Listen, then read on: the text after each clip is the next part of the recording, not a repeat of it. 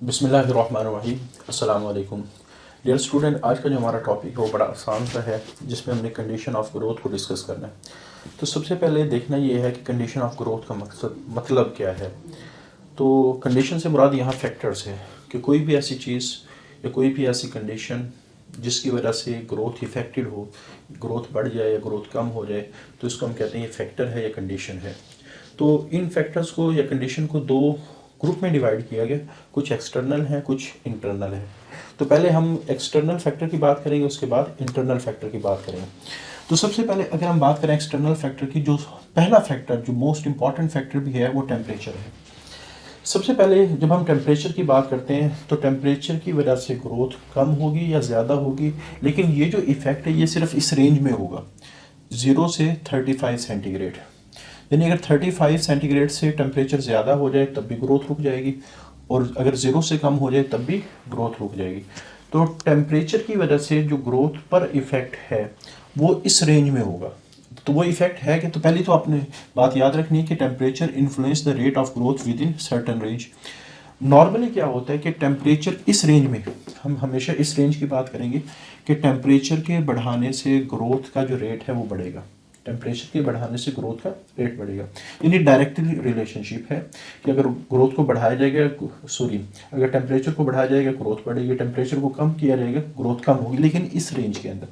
तो इस वजह से अगर हम टेम्परेचर को बढ़ाते जाएं तो जो मैक्सिमम ग्रोथ ऑब्जर्व की गई है वो 25 से 30 सेंटीग्रेड पे ऑब्जर्व की गई है, और जो मिनिमम ग्रोथ ऑब्जर्व की गई है वो 0 से 5 सेंटीग्रेड। तो 0 से कम भी ग्रोथ नहीं होती, अगर हम 35 से ऑनवर्ड जाएं तब भी ग्रोथ नहीं होती। अच्छा, यहाँ प्लांट की कुछ कैटेगरीज आ जाती हैं। जैसे वो प्लांट जो बहुत ज़्यादा वार्म कंडीशन में रहते हैं, बहुत ज़्यादा गर्मी वाले इन्वायरमेंट में रहते हैं, तो वो आमतौर पे 40 या 45 सेंटीग्रेड टेम्परेचर को आसानी से टॉलरेट कर सकते हैं, लेकिन उस टेम्परेचर पे उनकी ग्रोथ रुक जाएगी। सिर्फ टेम्परेचर को टॉलरेट कर सकते हैं, जैसे हमने चैप्टर नंबर 15 में भी पढ़ा था। ऐसे प्लांट में जो एंजाइम्स हैं वो 40 और 45 सेंटीग्रेड पर डीनेचर इस वजह से नहीं होते क्योंकि उनके अंदर एक ख़ास किस्म की प्रोटीन होती है जिसको हम कहते हैं हीट शॉक प्रोटीन्स। वो प्रोटीन क्या करती है, उन एंजाइम को डीनेचर होने से बचाती है 40 या 45 सेंटीग्रेड पर। लेकिन वो टेम्परेचर जो एक मॉडरेट इन्वायरमेंट में रहते हैं, जब मॉडरेट टेम्परेचर है, अब अगर उनको 40 या 40 प्लस टेम्परेचर दिया जाए तो उनकी डेथ हो जाएगी। तो यहाँ कुछ प्लांट ऐसे हैं जो 40 सेंटीग्रेड या 45 सेंटीग्रेड पर कुछ प्लांट की ग्रोथ रुक जाती है और कुछ प्लांट की डेथ होती है। हाँ, ये वो प्लांट जो 40 सेंटीग्रेड पर जिंदा रहते हैं लेकिन अपनी ग्रोथ को रोक लेते हैं, अगर उनको बहुत ही ज़्यादा हाई टेम्परेचर दे दिया जाए, 50 या 60 प्लस टेम्परेचर दे दिया जाए, उनकी उस टेम्परेचर पर क्या होगी, डेथ होगी। तो बहरहाल इस टेम्परेचर के बाद ग्रोथ क्या हो जाती है, स्टॉप हो जाती है कुछ प्लांट में, और कुछ प्लांट की इस टेम्परेचर पे डेथ हो जाती है। अच्छा, दूसरा जो इंपॉर्टेंट फैक्टर है वो लाइट है। तो लाइट मुख्तलिफ तरह से अपना रोल प्ले करते हैं। जैसे अगर हम लाइट की इंटेंसिटी की बात करें, लाइट की क्वालिटी की बात करें, लाइट की ड्यूरेशन की बात करें, तो इंटेंसिटी से क्या मुराद है, लाइट की जो शिद्दत है, लाइट की शिद्दत को बढ़ाते जाएं तो प्लांट के अंदर जो इफेक्ट होगा, खासतौर पर सेल की अगर हम बात करें, तो नंबर ऑफ सेल डिवीजन बढ़ना शुरू हो जाएंगे। क्वालिटी का मतलब क्या है कि किस वेवलेंथ की हम लाइट इस्तेमाल करें, क्योंकि लाइट डिफरेंट वेवलेंथ्स की हैं, और जब वेवलेंथ डिफरेंट होती है तो कलर भी डिफरेंट बन रहे होते हैं। तो पूरा स्पेक्ट्रम आप लोगों को जहन में होना चाहिए। तो बहरहाल हम यहाँ 3 एग्जांपल लेंगे। जो रेड लाइट है वो आमतौर पे सेल की इलॉन्गेशन की प्रोसेस को तेज़ करती है, और जो ब्लू लाइट है ये सेल डिवीजन को तो बढ़ाती है लेकिन जो सेल एनलार्जमेंट है या सेल एलोंगेशन है उसको कम करती है, और जो अल्ट्रावायलेट रेडिएशंस हैं वो रिटार्ड करती है सेल एलोंगेशन को। तो ये वाली जो 3 बातें ये एमसीक्यूज़ के लिहाज से बहुत इंपॉर्टेंट है। ये काफ़ी दफ़ा बोर्ड के पेपर में इवन एमसीक्यूज़ में ये एमसीक्यूज़ आए हैं। अच्छा, ड्यूरेशन के हवाले से अगर हम बात करें तो ड्यूरेशन का जो कॉन्सेप्ट है ये हमने चैप्टर नंबर 18 में फोटो पीरियोडिज्म में डिस्कस किया था, और आपको पता है कि जो फोटो पीरियोडिज्म है ये फ्लावरिंग को इफेक्ट करता है। यहाँ 2 कैटेगरी के प्लांट है, long day plant, short day plant. तो कुछ लाइट्स ऐसी हैं जो लॉन्ग डे प्लांट में फ्लावरिंग को प्रमोट करती हैं और शॉर्ट डे में इनहिबिट करती हैं, और कुछ लाइट्स ऐसी हैं जैसे फार रेड लाइट, ये लॉन्ग डे प्लांट में फ्लावरिंग को प्रमोट करती है और शॉर्ट डे प्लांट में फ्लावरिंग को इनहिबिट करती है। तो बहरहाल ये जो कॉन्सेप्ट फोटो पीरियोडिज्म का है तो इसको आप लोगों ने चैप्टर नंबर 18 से डिटेल से पढ़ लेना है। अच्छा, ऑक्सीजन की जो सबसे अहम इम्पॉर्टेंस है ये सेलुलर रेस्पिरेशन में इस्तेमाल होती है। सेलुलर रेस्पिरेशन वो प्रोसेस है जिसमें ऑक्सीजन की मौजूदगी में ग्लूकोज को तोड़ के उससे एटीपी बनाया जाता है। और आपको पता है कि सेल के अंदर जो एटीपी है वो बहुत सारे प्रोसेस के अंदर इस्तेमाल हो रहे होते हैं। इवन जो खुद सेलुलर रेस्पिरेशन का प्रोसेस है वो भी एटीपी की मौजूदगी में चल रहा होता है। और उस सेल में जितनी भी एक्टिव ट्रांसपोर्ट होती है वो सारी की सारी एटीपी की वजह से होती है। यानी अगर सेल से एटीपी को ख़त्म कर दिया जाए तो काफ़ी सारे फंक्शन हैं सेल के, काफ़ी सारे मेटाबॉलिक प्रोसेस हैं जो एटीपी की मौजूदगी में होते हैं वो रुक जाएंगे। और जाहिर बात है अगर वो रिएक्शन रुक गए तो प्लांट की ग्रोथ रुक जाएगी।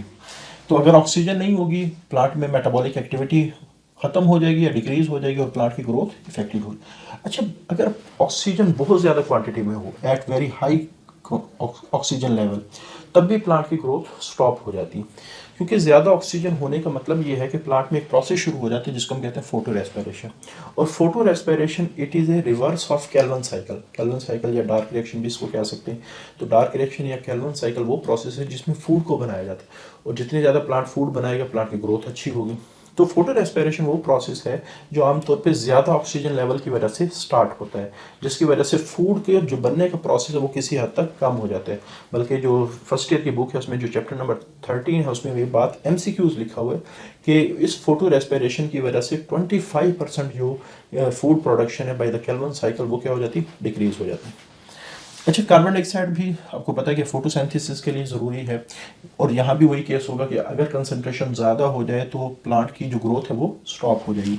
वाटर की बात करें तो वाटर भी ग्रोथ के लिए ज़रूरी है। वाटर किस तरह इफेक्ट करते हैं, क्योंकि जितने भी एंजाइम है वो वाटर की मौजूदगी में काम करते हैं। और अगर वाटर नहीं है तो एंजाइम नहीं होंगे, अगर एंजाइम नहीं है तो मेटाबॉलिक एक्टिविटी केमिकल रिएक्शन नहीं होंगे, केमिकल रिएक्शन नहीं होगी तो प्लांट की चीज़ें नहीं बनेगी, प्लांट की चीज़ें नहीं बनेगी तो ऑटोमेटिक प्लांट की ग्रोथ रुक जाएगी। लेकिन दूसरा अगर हम बात करें वाटर का जो इफेक्ट है ये सेल एलोंगेशन के लिए भी इंपॉर्टेंट है।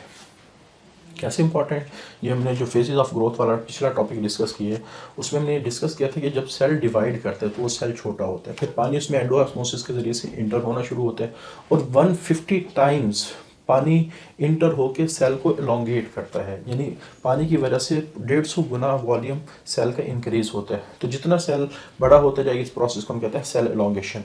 तो सेल एलोंगेशन में बहुत बड़ा रोल वाटर के एंडोऑस्मोसिस का है। अच्छा, न्यूट्रिएंट, तो आपको पता है कि न्यूट्रिएंट जितने ज़्यादा प्लांट एब्जॉर्ब करेगा उतने ही प्लांट के डिफरेंट कंपाउंड बनेंगे और प्लांट की ग्रोथ अच्छी होगी। तो इस वजह से प्लांट क्या करते हैं, आमतौर पे न्यूट्रिएंट को हासिल करने के लिए मुख्तलिफ किस्म के रिलेशनशिप डेवलप करते हैं। तो जैसे एक रिलेशनशिप का नाम है माइकोराइजी, तो उसमें प्लांट फंजाई के साथ रिलेशनशिप, तो वो फंजाई क्या करती है, प्लांट के रूट्स को ज़्यादा न्यूट्रिएंट को एब्जॉर्ब करके देती है। एक रिलेशनशिप का नाम है रूट नोड्यूल्स, जिसमें जो राइजोबियम है बैक्टीरिया वो फ्री नाइट्रोजन को नाइट्रेट में कन्वर्ट करके प्लांट को प्रोवाइड करते हैं। तो बहरहाल न्यूट्रिएंट वो सब्सटेंस होता है जो प्लांट को ऐसे एलिमेंट प्रोवाइड करता है जिसकी वजह से प्लांट अपनी सारी मेटाबॉलिक एक्टिविटी को कंप्लीट करता है। इवन बास ऐसे न्यूट्रिएंट हैं जिसकी वजह से प्लांट अपनी एनर्जी की रिक्वायरमेंट भी पूरी कर रहा होता है। अच्छा, अगर हम इंटरनल फैक्टर की बात करें तो इंटरनल फैक्टर में दो फैक्टर, एक हार्मोन्स है एक वाइटामिन्स है। हार्मोन्स दो कैटेगरी के हैं, ये चैप्टर 17 में हमने डिस्कस किया था, ग्रोथ प्रमोटर और ग्रोथ इनहिबिटर। जब हम ग्रोथ प्रमोटर की बात करते हैं तो ग्रोथ प्रमोटर में ऑक्सिन, जिब्रालिन और साइटोकिनिन, तो ये बड़ी डिटेल से डिस्कस हुए थे हमने चैप्टर नंबर 17 के अंदर कि इनकी वजह से सेल डिवीजन होती है, सेल एनलार्जमेंट होती है। और जो जब एबनॉर्मल कंडीशन आती है जैसे कोई डेसिकेशन, खुश्क साली आ गई या आप कह सकते हैं पानी ज़्यादा हो गया, तो इस कंडीशन में एब्सिसिक एसिड रिलीज होता है और वो प्लांट की ग्रोथ को रोक देता है। इसी तरह जो ईथीन है वो भी प्लांट की ग्रोथ को एबनॉर्मल कंडीशन में रोक के रखता है। वाइटामिन्स, ये शॉर्ट फॉर्म है वाइटल अमीन्स का, तो ये ऐसे ऑर्गेनिक कंपाउंड है जो प्लांट लाइट की मौजूदगी में अपनी फंक्शन के लिए तैयार करता है। इस वजह से अगर प्लांट को अंधेरे में रखा जाए तो वाइटामिन्स नहीं बनेगी और वाइटामिन की डेफिशिएंसी की वजह से प्लांट की ग्रोथ रुक जाएगी। आमतौर पे वाइटामिन्स करते क्या है, वाइटामिन बहुत सारे केसेस में कोई एंजाइम पे काम कर रहे होते हैं। कोई enzymes they are the assistant of enzyme, कोई एंजाइम ये कोफैक्टर हैं, बाज़ दफ़ा जो एंजाइम है उनको फंक्शन को परफॉर्म करने के लिए उनको किसी ना किसी कोफैक्टर की ज़रूरत पड़ती रहती है। तो अगर कोई एंजाइम नहीं है यानी वाइटामिन्स की अगर डेफिशिएंसी हो गई तो इसका मतलब है एंजाइम अपना फंक्शन परफॉर्म नहीं करेगा और मेटाबॉलिक एक्टिविटी स्टॉप हो जाएगी और प्लांट की ग्रोथ डिक्रीज होगी।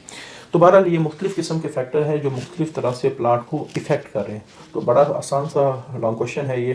तो लॉन्ग क्वेश्चन के लिहाज से भी इसको बड़ी अच्छी तरह तैयार करेंगे क्योंकि ये इंपॉर्टेंट है। बाज़ दफ़ा क्या होता है कि स्टूडेंट इंपॉर्टेंट क्वेश्चन को तो तैयार करते हैं लेकिन आसान को इस वजह से नहीं तैयार करते कि शायद ये पेपर में नहीं आएगा। हालांकि मेजॉरिटी ऑफ केसेस में जब एग्जामिनर पेपर सेटर सोच रहा होता है तो वो हर तरह के स्टूडेंट का सोचते हैं। एक वो स्टूडेंट जो बहुत ही ज़्यादा नालायक है उसकी कोशिश होती है किसी तरह वो पास करे। तो इस वजह से वो बाज़ दफ़ा अगर एक चैप्टर से उसने बहुत ही मुश्किल क्वेश्चन पूछा है तो दूसरे चैप्टर से वो लाजमी आसान पूछेगा ताकि आसान की वजह से वो स्टूडेंट भी पास हो जाए। इस वजह से इस तरह के जो क्वेश्चन होते हैं ये एग्ज़ामिनर की जो नज़र करम है उसमें ये आ रहे होते हैं, ठीक है, क्योंकि एग्जामिनर हर स्टूडेंट के बारे में सोचना होता है। तो इस वजह से अगर देखा जाए मेरे लिहाज से ये बहुत ही इंपॉर्टेंट शॉर्ट क्वेश्चन या लॉन्ग क्वेश्चन या एमसीक्यूज़ के हवाले से पोर्शन बनता है। तो बहरहाल आप लोगों ने इसको हर लिहाज से तैयार करना है। आज के लिए इतना ही। अल्लाह हाफिज़।